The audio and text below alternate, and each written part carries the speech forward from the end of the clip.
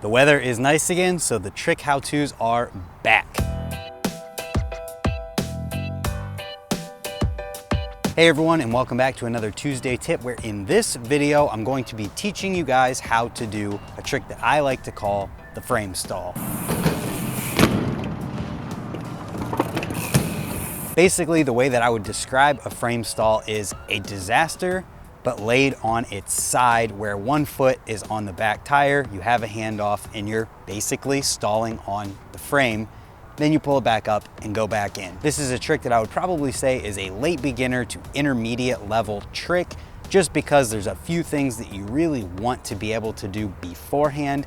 And the first of those is step number one in this trick. Obviously, you're going to want to be comfortable riding around on your bike, and you're gonna wanna be able to drop in. That's why I say it's a late beginner to intermediate level trick. And the first thing that I'd say you want to be able to do in order to do this trick, or the first prerequisite, is a disaster on a quarter pipe. And if you don't know what a disaster is, it's the frame stall without the frame stall part of the trick. You go up the ramp, spin a 180, land with the back tire on top of the ramp, the front tire in the ramp, and then you jump back in forward or roll back in. You're going to want to be able to do this trick before you try learning the frame stall. And once you have this one mastered, you can move on to the second step of this trick, which I would say is something that you might even be able to do before you learn disasters, but it's the secondary step to the trick, and that's why it's step number two. And that is the little trick where you can be riding along on flat ground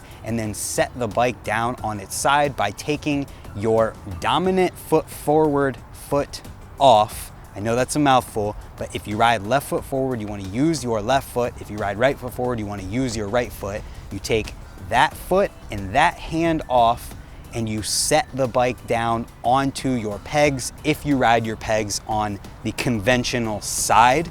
If you don't have pegs, it's going to go down a little bit further and a little bit faster, but that's okay too. And what you're going to do is literally just set the bike down. And if you have pegs, it's going to go right onto the pegs. It's going to set down. It's going to be exactly the same thing as the frame stall, but on the ground. And then from there, all you have to do is use your weight and momentum, pull backwards away from the bike that's laying on the ground, and pick it up, catch the handlebar, put your foot back on, and keep rolling forward. It's a lot less complicated than it sounds, as you're seeing right now on the screen. And this is something that I would definitely say will help you with the frame stall. You can definitely take the just send it approach and just try the frame stall on the quarter before being able to do this, but I would definitely recommend learning it first, and really it's not that complicated. So try this one first, and then step three is to literally just combine first step and the second step. Do a disaster, but at the same time, set your bike down in that motion that you got used to in step number two.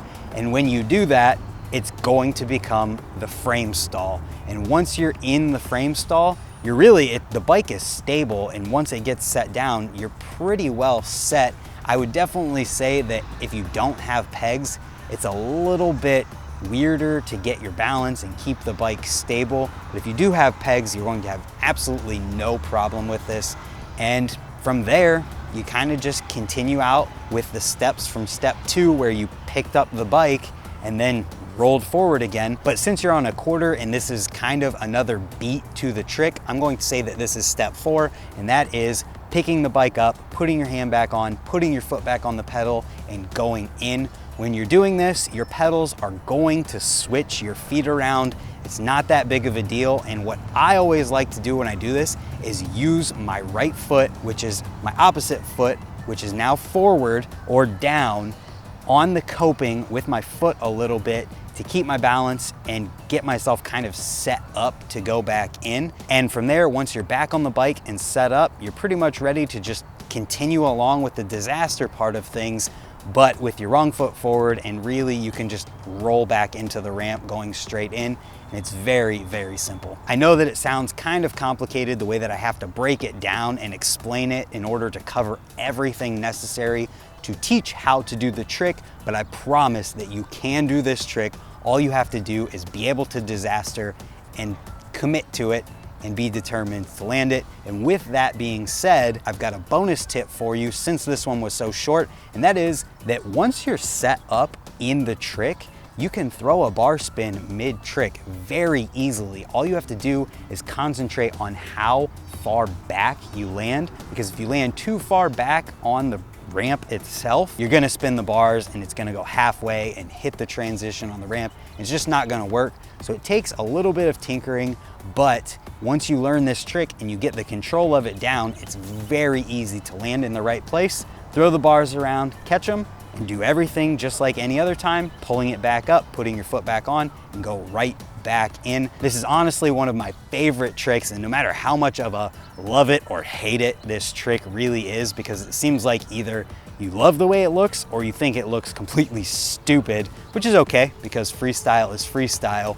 but it's one of my favorites and I love doing the frame stall bar spin, sometimes even the frame stall double bar spin. And with that being said, if you guys have any questions on how to do this trick, I'm always in the comments willing to help people who want to learn and ask questions. So leave your comments there. If you guys are new here, hit the subscribe button down there as well. I come out with tips and tricks videos just like this one every Tuesday, as well as BMX news videos on Fridays and other types of riding videos and streams throughout the week. I want to thank you guys for being here and watching and choosing to spend your time watching this video. And I'm excited to see if any of you learn this trick. And if you do and you post a video on Instagram, tag me in it. I would love to see it. But with that being said, that's going to end this video. Thank you again for watching, and we'll see you in another video, probably tomorrow.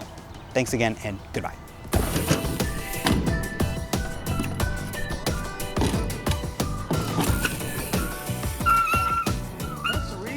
I'm pretty sure that was 3. Hang in my